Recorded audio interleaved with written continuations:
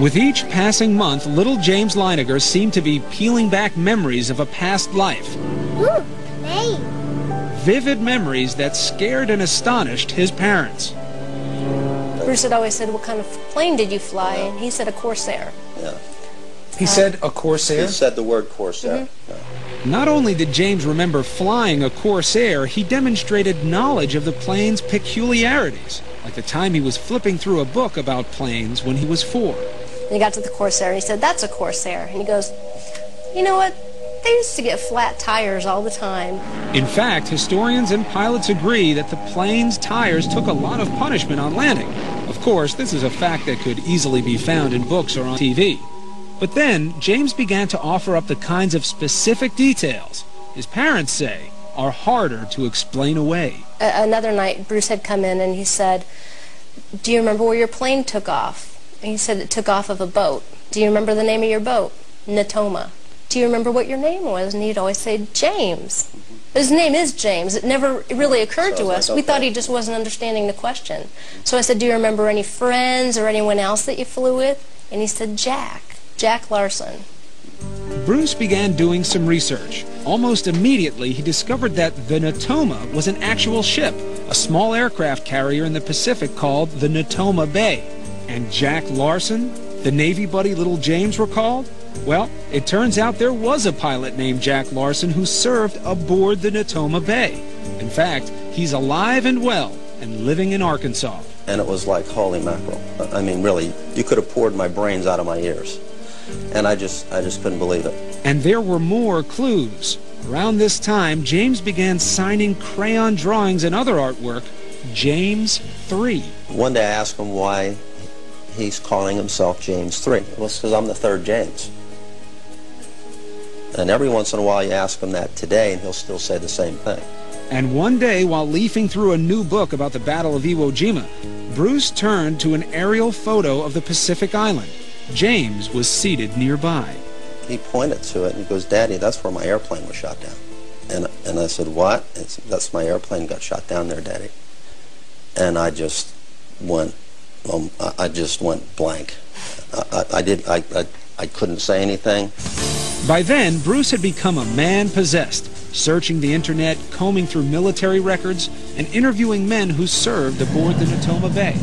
Finally, a breakthrough. He learned that there was just one pilot from the squadron killed at Iwo Jima. That pilot, James M. Houston, Jr. Is this why little James was calling himself James 3? It just crystallized in my mind. This has to be who we're talking about. You know, my meter of skepticism was starting to go over toward belief. When little James would describe being shot down, he told of how his plane had sustained a direct hit on the engine. We had an airplane, and I said, "Well, can you show me where it was?" And he pointed right up to the front of the engine. That's what makes this man's story so intriguing. His name is Ralph Klarber. Klarber was a rear gunner on a TBM Avenger that flew off the Natoma Bay. On March 3rd, 1945, he took part in a raid near Iwo Jima. As it happens, Klarber's plane was right next to the one flown by James M. Houston, Jr.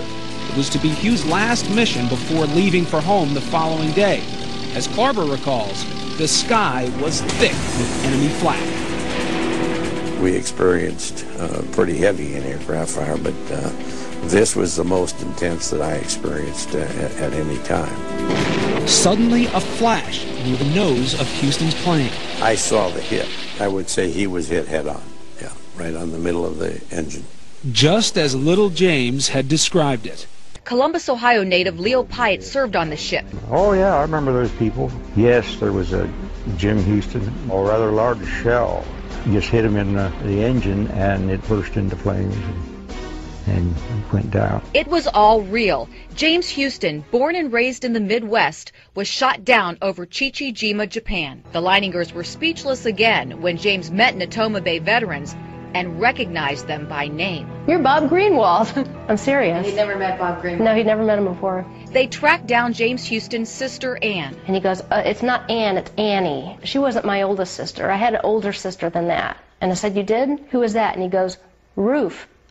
Ruth." Eddie is what they called me when I was little. Knowing my name and my sister's name, things that my brother did when he was a kid. It's too amazing to describe. And when we spoke to them via Skype, they shared one specific story involving James Houston's mother. Annie had sent James the picture that her mother had painted of James Houston. And when James got it, he called Annie to thank her, and he said, "Where's the one Mom painted of you?"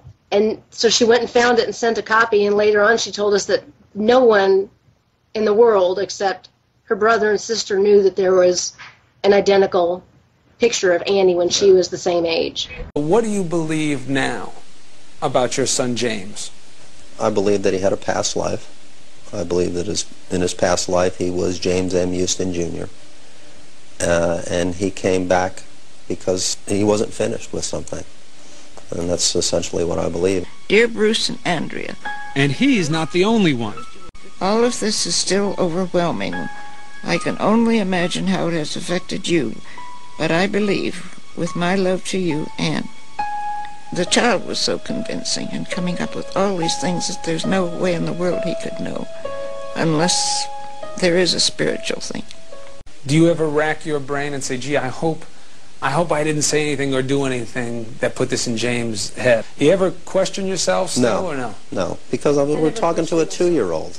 You know, I mean, what am I going to do? Sit him in a corner and say, listen, now we're going to concoct this elaborate scheme, and you're going to imagine that you went through those things. I knew what he watched on television. I knew what stories I read to him. I'm a protective, first-time Southern mother. There was no other place he could have been getting this information. Professor Paul Kurtz of the University of Buffalo heads an organization that investigates claims of the paranormal. So how do you rationalize a belief in anything bigger than ourselves if you have to fall back on science all the time? Not simply science, on the facts, on common sense. Once upon a time, the Leinigers might have agreed, but that was before the amazing stories told by their young son forced them to consider the possibilities and to examine their faith. Whether you believe in reincarnation or not, it's about the eternal life of the human spirit. That's right. And that's something God promises to us. There is something else out there after this. It's not over when you die. James's vivid recollections are starting to fade as he gets older, but among his prized possessions are 2 gifts sent to him by pilot James Houston's sister, a bust of George Washington and a model of a Corsair aircraft. They were among the personal effects of James Houston, sent home after the war. Do you feel differently about James? Has this changed your relationship with him? No. We have always felt that he's a special little boy because he's our son. He appears to have experienced something that I don't think is unique, but the way it's been revealed is quite astounding. It doesn't change how we think. I don't look at him and say, that's not my son, that's someone else. That's my boy. Good one! It might be a natural assumption that it's just Buddhists and Hindus who believe in reincarnation, but would it surprise you to know that 1 out of every 4 Americans, Christians and Jewish alike, believe that souls do return again in different bodies?